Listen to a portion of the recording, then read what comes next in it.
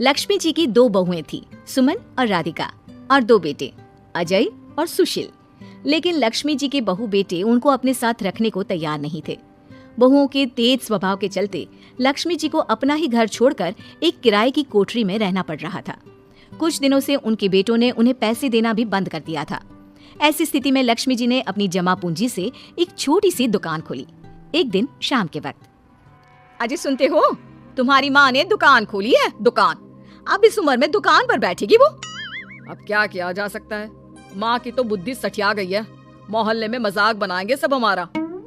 अरे जेठ जी, इसमें परेशानी क्या है अगर सासू माँ ने दुकान खोली है? हाँ हाँ, राधिका ठीक तो कह रही है। अपनी दुकान पर बैठी रहेगी, कम से कम हमें परेशान तो नहीं करेंगी। हाँ वैसे बात तो ठीक है, खुद के दो पैसे कमाएंगी तो कभी कभार हमें जो खर्चा देना पड़ता है ना, वो भी देने से बच जाएंगे हम लोग। फिर किस बात की परेशानी, खोलने दो माँ को दुकान, हमें क्या। वैसे भी अपनी कोठरी में चुपचाप रह रही है ना, चाहे दुकान खोले या मॉल बनाए, हमें उससे क्या लेना देना। अगले दिन सुमन अपनी सास की दुकान पर पहुंचती है। सासू माँ, आपकी दुकान में शक्कर है क्या? शक्कर जरा 1 किलो दे दीजिएगा। हाँ हाँ बहू है ना, लो बेटा 1 किलो क्यों 2 किलो ले जाओ। सोच लो सासू माँ, घाटा हो जाएगा आपको, पैसे नहीं देने वाली मैं। देखो सुमन, ये मेरी दुकान है और यहाँ पर जो भी कोई सामान खरीदने आता है उसे पैसे तो देने ही पड़ते हैं। अरे सासू माँ, ऐसा क्यों करी आप? अरे देखो ना, घर पर आपका बेटा और पोते पोती दूध में शक्कर डालने के लिए कब से इंतजार कर रहे हैं, जरा उनके बारे में तो सोचिए। अरे ऐसी बात है क्या? मुझे नहीं पता था। बहू एक काम करो, वैसे भी पहली बार आई हो ना, ये शक्कर तुम ऐसे ही ले जाओ, पैसे देने की जरूरत नहीं है। अगले दिन राधिका भी अपनी सास की दुकान पर पहुंचती है। प्रणाम सासू माँ, कैसी चल रही है आपकी दुकान? बस बेटा, जैसे तैसे करके काम चला रही हूँ। तुम बताओ, घर में सब राजी खुशी है ना? हाँ हाँ मम्मी जी, सब कुछ ठीक ठाक है। बताओ राधिका बहू, कैसे आना हुआ? कुछ काम था क्या? वो ना मम्मी जी, मुझे जरा 5 किलो आटा चाहिए था। मेरे पैर में ना बहुत दर्द है, इसलिए बाजार तक जाने में ना तकलीफ हो रही थी। घर पर बच्चे भूखे बैठे हैं, सोचा आपसे ही ले लेती हूँ। हाँ हाँ क्यों नहीं बेटा, ये लो 5 किलो आटा ले जाओ। हाँ लेकिन मम्मी जी, आपने जिठानी जी को शक्कर फ्री में दी थी, तो मुझसे भी पैसे तो नहीं लेंगी ना? हाँ, अच्छा ठीक है बेटा, कोई बात नहीं, तुम ऐसे ही ले जाओ, बच्चों से क्या पैसे लेना। कुछ दिनों के बाद लक्ष्मी का बेटा अजय दुकान पर पहुंचता है। कैसी हो माँ, दुकान तो अच्छी चल रही है ना तुम्हारी? सब मोहल्ले वाले तारीफ करते रहते हैं। अब क्या करूँ बेटा, तुमने तो मुझे सहारा दिया नहीं, गरीब माँ को घर से बाहर निकाल दिया। कुछ तो करना पड़ेगा ना अपना पेट पालने के लिए। वो माँ ना बहुओं की बहुत चिक चिक रहती थी। अब देखो कितनी अच्छी जिंदगी है तुम्हारी, खुद कमाती हो, खुद खर्च करती हो, इससे अच्छी भला कोई जिंदगी हो सकती है क्या? हाँ बेटा, दिल को बहलाने के लिए तुम्हारी ये बात भी सही है, लेकिन कोई बात नहीं बेटा, मैं खुश हूँ। अच्छा माँ, मैं क्या कह रहा था, जरा 500 उधार तो दे देना। कमाल की बात है बेटा, तुम मुझसे पैसे उधार मांग रहे हो, तुम्हारे पास पैसों की क्या कमी है? अरे माँ, इस महीने की तनख्वाह नहीं आई और आप तो अपनी बहू को जानती है ना, उसे शॉपिंग करनी है, जल्दी वापस लौटा दूंगा माँ। ठीक है बेटा, ये लो 500 रुपए, लेकिन देखो कुछ दिनों में वापस दे देना, मुझे अपनी दुकान के लिए माल भी तो खरीदना है। हाँ हाँ ठीक है माँ, जल्दी पैसे लौटा दूंगा। बहुत दिनों तक अजय अपनी माँ लक्ष्मी के पैसे वापस नहीं देता और सुमन और राधिका बार बार किसी न किसी बहाने से अपनी सास लक्ष्मी की दुकान से बिना पैसे दिए खूब सारा सामान ले आती है, जिसकी वजह से लक्ष्मी को अपनी दुकान में बहुत घाटा होता है। फिर एक दिन जब राधिका सामान लेने के लिए लक्ष्मी की दुकान पर पहुंचती है। सासू माँ, जरा वो 1 किलो दाल तो देना। नहीं बहू, अब मैं तुम्हें या सुमन को कोई सामान फ्री में नहीं देने वाली। तुम लोगों ने कभी कोई मदद नहीं की मेरी, उल्टा मेरी दुकान से फ्री का सामान ले जाकर मुझे मुश्किल में डाल दिया है। लेकिन मम्मी जी, हम तो आपके बच्चे हैं ना।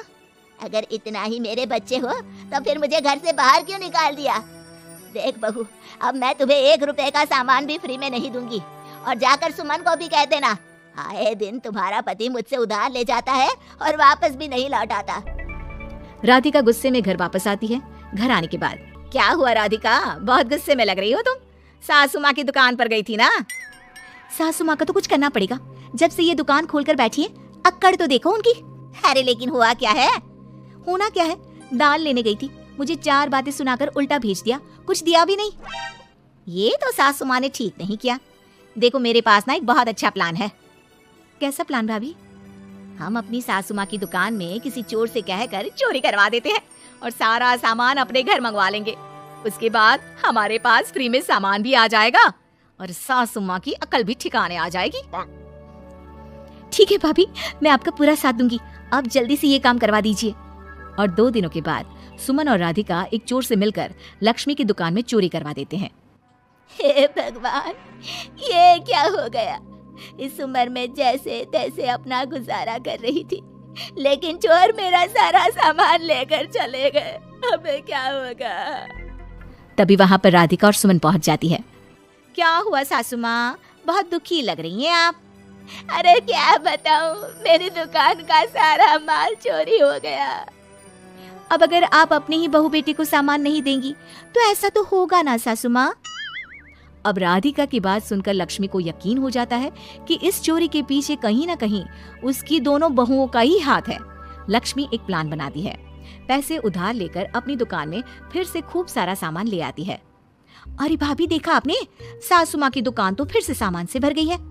हाँ वही तो, मैं तो सोच रही थी कि एक बार में उनकी अकल ठिकाने आ जाएगी, पर लगता है फिर से कुछ करना पड़ेगा। लेकिन अब हम क्या कर सकते हैं? अरे वही जो हमने पहले किया था। इसका मतलब फिर से चोरी करवाएंगे?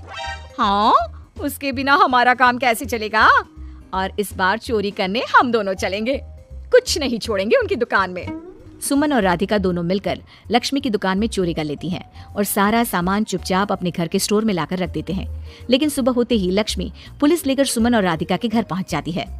इंस्पेक्टर साहब, मेरी इन दोनों बहुओं ने ही घर में चोरी की है। अरे ना ना इंस्पेक्टर साहब, ये हम पर झूठा इल्जाम लगा रही हैं। अरे हम क्यों इनकी दुकान में चोरी करने लगे? माँ, आपको शर्म नहीं आती अपनी बहू पर झूठा इल्जाम लगाते हुए? हाँ माँ, हम आपके बेटे हैं और ये आपकी बहुएं हैं, आप ऐसा कैसे कर सकती हैं? लक्ष्मी जी, क्या आपके पास कोई सबूत है? अरे इंस्पेक्टर साहब, आप इनकी बातों में मत आइए। ये हमारी माँ है और इनकी दिमागी हालत ठीक नहीं है, इसीलिए तो हमसे अलग रहती हैं। इंस्पेक्टर साहब, मेरी दिमागी हालत बिल्कुल ठीक है और मेरे पास इन दोनों के खिलाफ बहुत बड़ा सबूत है। बताइए क्या सबूत है आपके पास? आप जरा मेरी दोनों बहुओं के हाथ पानी से धुलवा दो, फिर सब कुछ साफ साफ पता चल जाएगा। अरे हाथ पानी से धोने से क्या होगा माँ? आप दोनों मेरे सामने अपने हाथों पर पानी डालिए। जैसे ही राधिका और सुमन अपने हाथ पानी में डालती हैं, उनके हाथों का रंग लाल हो जाता है और ये देखकर सब लोग हैरान रह जाते हैं। अरे ये क्या, तुम्हारे हाथों का रंग अचानक से लाल कैसे हो गया? क्योंकि मैंने अपनी दुकान के सारे सामान पर एक तरह का केमिकल लगा कर रखा था। मुझे पता था जो भी चोरी करने आएगा वो सामान को अपने हाथों से उठाएगा और उसके हाथों पर रंग लग जाएगा। अरे माँ, आप तो बहुत चालाक निकली। इसे चालाक नहीं बेटा, बुद्धिमान कहते हैं। और जिसके तुम्हारे जैसे बहू बेटे हो, उसे थोड़ा बहुत तो अपनी अकल से काम लेना ही पड़ता है ना। शर्म नहीं आती आप लोगों को अपनी ही माँ को परेशान करते हुए? हमें माफ कर दीजिए सासू माँ, हम आइंदा ऐसी गलती कभी नहीं करेंगे। और हाँ, आपको अपने साथ रखेंगे, आपकी सेवा करेंगे और पूरी इज्जत भी देंगे। हमें माफ कर दीजिए।